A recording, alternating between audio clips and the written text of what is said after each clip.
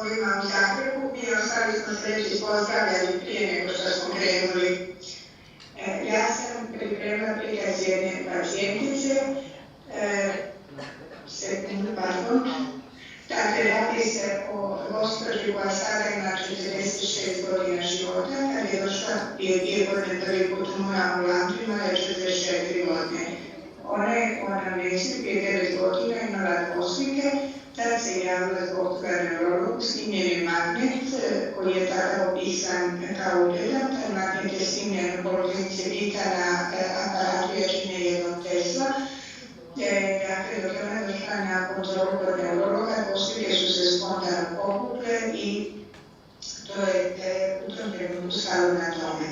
U prvom mjesecu 18. godine gospođa je imala bolove u križima i slabiji osjećaj dodira kuperja na reki. Njena liječnica ju je uputila općugasi, dakle na snimanje magneta. Na magnetove skratišnice su se pokazale politopne protruzije diskova. Na MT-u je bila umjerena kronična radikuropatija BT1 lijevo. Je to zašto tako brzo ukinuvanje MT, zato što mi nemamo čekanja na pretrage.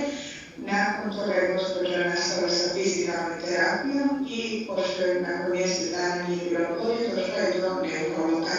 Ja sam je primila na odjelu zbog obrade, učinjeni magnet mozga i ratne kralježnice.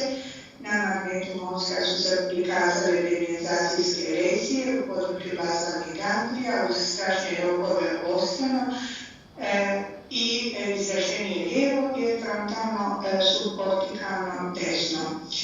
Nije bilo opastikacije postkontrastno. Na magnetu ratne sam imala demonizacijske lezije na segmentima C1, C2, C2, C3, C6, C7, od kojih je najveća bila ova C6, C7.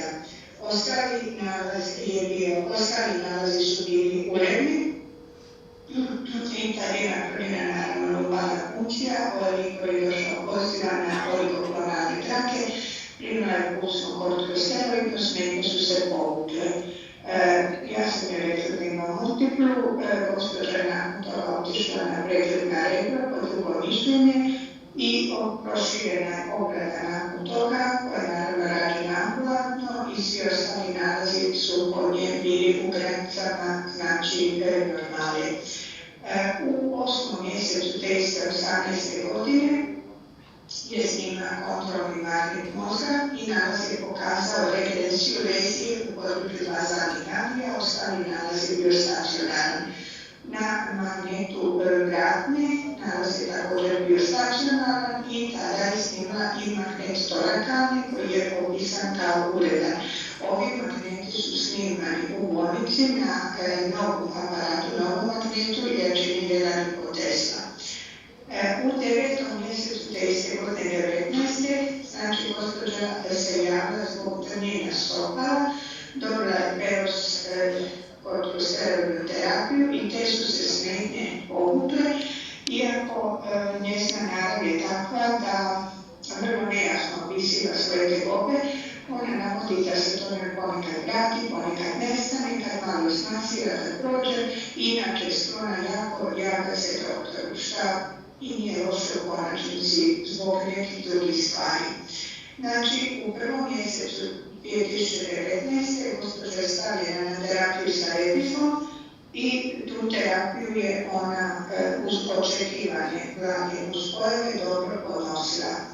U 6. mjesecu je par dana imala temperaturu, javila se na HBP i u nalazima je imala snižene leukocite, ali je zapravo imala pancytopeniju i znači dijagnoze su bile ustojoški status sepsis i uroinfekcija, dobila je tu večer gentamincin u infuziji, nakon toga trebalo si biti još 7 dana, ali i neukođen ampulus subkutano. Kod nas na OHBP-u u interničkoj ambulanti radi specijalizanti internisti i dobro je preporuku da se javi hematologu. Naravno, kontrolni leukociti nakon toga 14,2, kad bi već 19 od 600 bili 2,7. javlja se kod mene na pregled. Ja sam je stavila na pauzu repifom mjesec dana, ali sam, kažem, izmislila koje mi imamo zadnjih 12 godina, izmislila njene nalaze i vidjela zapravo da ono više navrata ima snimljene iz... Dakle, gospođa se u prosjeku godišnje javi do 20 puta šta doktorima, šta na rađenjetelji.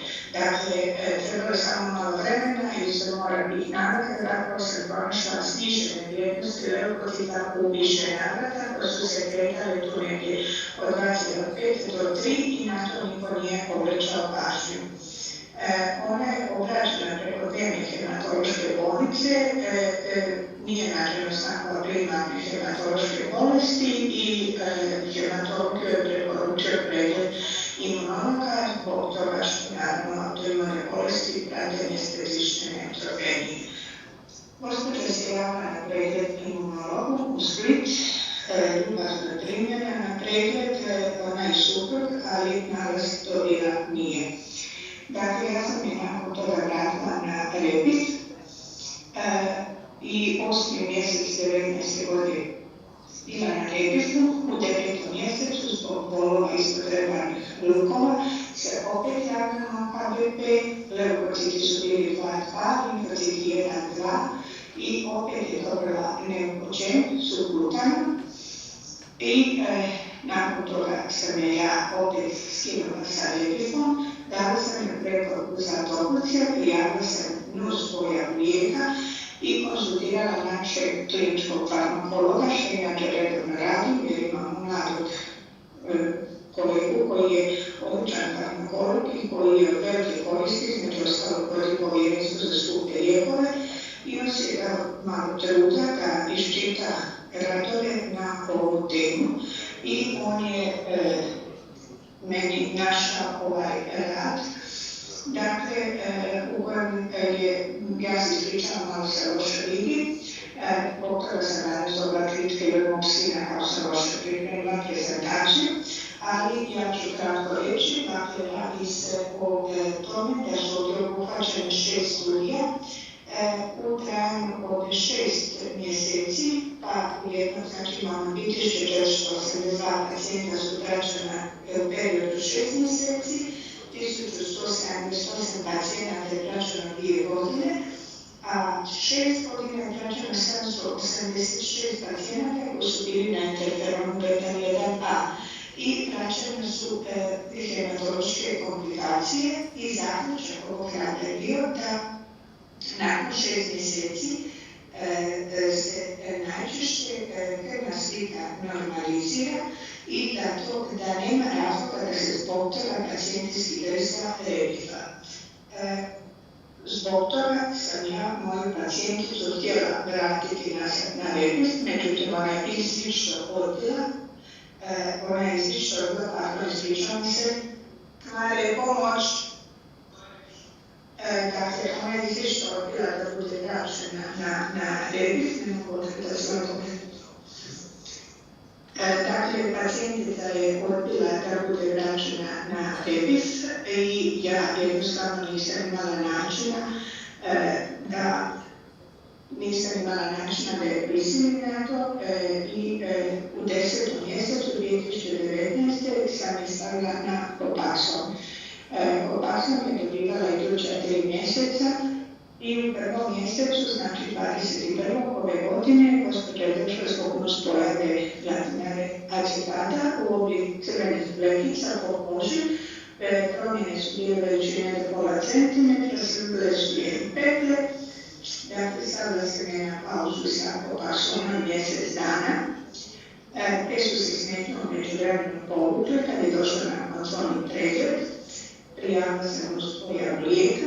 Ona je tada javljala bolove u donjem dijelu nogu uz osjećaj sigurnosti pri hodu, više na lijevu nogu, ali ono šta je bilo meni malo od nje razlog zašto odmah nisam dala kortikosteroide u to, što ona ima, kažem, na početku sam rekla, malo specifičan način kako ona opisiva svoje smetnje, ona navede da kad se nju izmasiraju noge, da njoj da sve to lijepo prođe, pa mi je nekako to bio razlog da ja joj dam 7 dana i me naručim za 7 dana u dnevnu bolnicu da vidim da su te smetnje zaista takve ili su se i te smetnje u međuvremenu povukle. Ona se više nije pojavila od mene na pregledu, krenuo je COVID naravno, i pojavio se kroz 5. mjesec. Mi smo u Šibeniku pozivali sve pacijente sa multiplom koji su na bilo kojem obliku imunomodulacijske terapije na pregled. Zapravo smo počeli sa radom iza Uskrsa, imali smo specifičan oblik rada, a zapravo tim oblikom rada smo između ostalog najviše obuhvatili pacijente sa multiplom. Dakle, gospođa se pojavila 8.6. u pratnji supruga sa nalazom iz Zagreba, tako ne bih ovaj put će se zaista suzdržati od komentara, preporučenim terapija i ono što sam ja gospođi tada napravila je da se me naručila na magnet. Dakle, 24.6. je snimljen magnet mozga, vratne i torakalne kralježnice. Ona je list je liječnik očitavao, izvješće sam moja kolegu i sam mu što je objasnila, jer je u nalazu bilo napisano nešto što bih ja nazvala nekolegijalno, pa ne bih kažem čak niti skovarila neke stvari, uglavnom na ovim magnetima je prikazana jedna nova lezija cerebelarno i jedna nova lezija u visini TH3. Ostali nalaz je stacionar. Dakle, ono